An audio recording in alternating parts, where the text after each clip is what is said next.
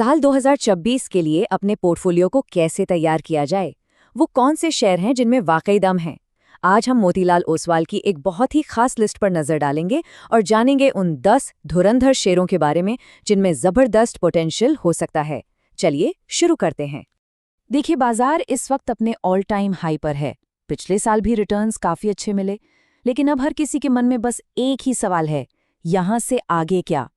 जब सब कुछ महंगा नजर आ रहा हो तो अगला बड़ा मौका, अगला पैसा आखिर बनेगा कहां? इसी सवाल का जवाब आज हम ढूंढने की कोशिश करेंगे। तो इस सवाल का जवाब हमें मिल सकता है मोतीलाल ओसवाल की एक एक्सक्लूसिव रिसर्च में। उन्होंने 2026 को ध्यान में रखकर 10 हाई कन्विक्शन स्टॉक्स की एक लिस्ट तैयार की है। इसमें मार्केट के बड़े दिग्गजों से लेकर तेजी से ग्रो करने वाली कंपनियां भी शामिल हैं। ये सिर्फ एक लिस्ट नहीं, बल्कि एक पूरी की पूरी स्ट्रैटेजी है। आइए इसे एक एक करके समझते हैं। तो देखिए, किसी भी मजबूत पोर्टफोलियो की जो नींव होती है ना, वो उसके लीडर्स होते हैं। इसलिए हम शुरुआत उन 3 कंपनियों से करेंगे जो अपने अपने सेक्टर के, आप कह सकते हैं, बेताज बादशाह हैं। ये वो नाम है जो स्टेबिलिटी और ग्रोथ का एक परफेक्ट बैलेंस देते हैं। लिस्ट में पहला नाम है टेलीकॉम का किंग, भारती एयरटेल। ये कंपनी सिर्फ मोबाइल में ही नहीं, बल्कि ब्रॉडबैंड और डिजिटल इंफ्रा में भी कमाल का काम कर रही है। और सबसे बड़ी बात क्या है? इनका बढ़ता ARP, मतलब हर कस्टमर से जो कमाई हो रही है वो लगातार ऊपर जा रही है। इसी दमदार परफॉर्मेंस को देखते हुए ब्रोकरेज ने 2365 रुपए का टारगेट प्राइस रखा है, जो मौजूदा लेवल से करीब 12% ऊपर है। दूसरा दिग्गज है बैंकिंग सेक्टर का हाथी, state bank of India. SBI सिर्फ साइज में ही बड़ा नहीं है, बल्कि अब ये और स्मार्ट भी हो रहा है। इसकी एसेट क्वालिटी में लगातार सुधार हो रहा है और लोन ग्रोथ भी अब देखिए 13 से 14% की मजबूत रफ्तार से बढ़ रही है। ये एक ऐसा स्टेबल जायंट है जिसमें अभी भी ग्रोथ की काफी गुंजाइश बाकी है। इसीलिए टारगेट है 1100 रुपए का, यानी यहां से करीब 14% की बढ़त। और हमारे तीसरे लीडर हैं HCL टेक्नोलॉजीज। IT सेक्टर में ग्लोबल स्लोडाउन के बावजूद ये कंपनी एक विनर की तरह सामने आई है। जब दूसरी कंपनियां स्ट्रगल कर रही हैं, HCL ने न सिर्फ बेहतर परफॉर्म किया, बल्कि AI जैसी फ्यूचर टेक्नोलॉजीज से पैसा कमाना भी शुरू कर दिया है। ये जो शुरुआती बढ़त है ना, ये इसे एक बहुत बड़ा खिलाड़ी बना सकती है। और इसीलिए ब्रोकरेज को यहाँ से करीब 29% की तेजी दिख रही है और 2150 का टारगेट दिया है। तो ये तो हो गए पोर्टफोलियो के मजबूत पिलर्स। अब बात करते हैं उन कंपनियों की जो पोर्टफोलियो में असली रफ्तार भर सकती हैं। हमारी अगली कैटेगरी है ग्रोथ इंजन्स। ये वो कंपनियां हैं जो सीधे तौर पर इंडिया की बढ़ती कंज्यूमर स्टोरी पर बेट लगा रही हैं।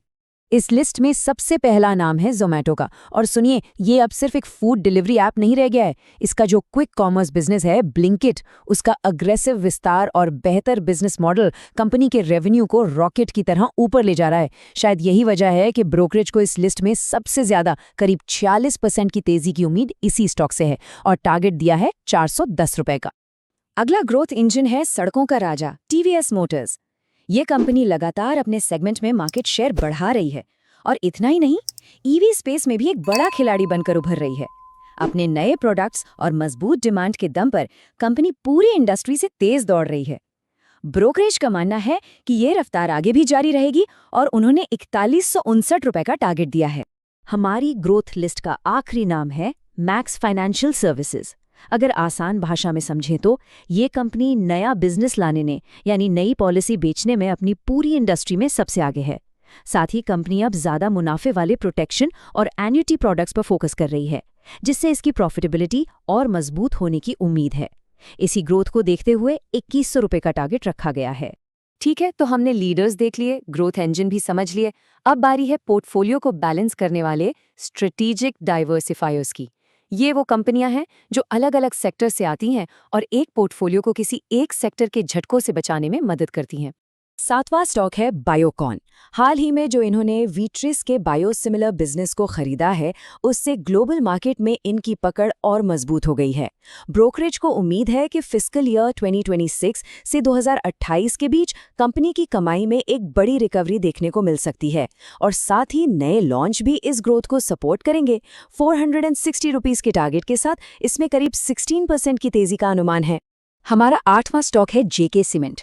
देखिए, सीमेंट सेक्टर में प्राइस को लेकर काफी प्रेशर है, लेकिन जेके सीमेंट अपने शानदार ऑपरेशनल मैनेजमेंट और कॉस्ट कंट्रोल की वजह से सबसे अलग खड़ा है। खासकर सेंट्रल और साउथ इंडिया में इसकी वॉल्यूम ग्रोथ बहुत मजबूत है। इसी दम पर ब्रोकरेज ने 7,000 रुपये का एक बड़ा टारगेट रखा है। अगला नाम है पूनावाला फिनकॉर्प, जो फाइनेंस की दुनिया का एक उभरता हुआ खिलाड़ी है। नई मैनेजमेंट के आने के बाद ये कंपनी पूरी तरह से एक डिजिटल लेंडिंग प्लेटफॉर्म में बदल गई है। ये पर्सनल और गोल्ड लोन जैसे सेगमेंट में बहुत तेजी से अपना AUM यानी लोन बुक बढ़ा रही है। ये एक क्लासिक टर्न अराउंड स्टोरी बन सकती है। टारगेट है 600 रुपये।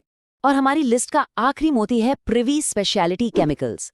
ये कंपनी वो केमिकल्स बनाती है जिनसे परफ्यूम से लेकर साबुन तक में खुशबू आती है। ये एक ऐसा ग्लोबल मार्केट है जो लगातार बढ़ रहा है और प्रिवी इसमें एक अहम प्लेयर है। कंपनी अपने हाई मार्जिन प्रोडक्ट्स पर फोकस कर रही है, जिससे ब्रोकरेज को यहां से करीब 21% की ग्रोथ की उम्मीद है और टारगेट है 3,960 रुपीज का। तो ये है वो 10 शेयरों की पूरी लिस्ट जो मोतीलाल ओसवाल के मुताबिक 2026 में कमाल कर सकते हैं। आप देखिए, इसमें बैंकिंग के दिग्गज SBI से लेकर नई जनरेशन की कंपनी ज़ोमैटो तक हर तरह का फ्लेवर है। ये एक परफेक्ट उदाहरण है कि कैसे एक बैलेंस पोर्टफोलियो में स्टेबिलिटी और ग्रोथ दोनों का मिश्रण होना चाहिए। हाँ, एक बहुत ज़रूरी बात हमेशा याद रखें, ये रिसर्च और राय मोतीलाल ओसवाल की है और इसे किसी भी तरह की सीधी निवेश की सलाह न समझें। शेयर बाजार में कोई भी फैसला लेने से पहले अपनी रिसर्च करना और किसी सर्टिफाइड फाइनेंशियल एडवाइजर से सलाह लेना बहुत ज़रूरी है। तो आखिर में बस एक सवाल छोड़कर जा रहा हूँ। इस लिस्ट में हमने लीडर्स, ग्रोथ स्टॉक्स और डाइवर्सिफायर्स का एक सोचा समझा बैलेंस देखा। क्या एक निवेशक के अपने पोर्टफोलियो में भी ऐसा ही बैलेंस है? इस पर एक बार ज़रूर सोचिएगा। देखने के लिए बहुत बहुत धन्यवाद।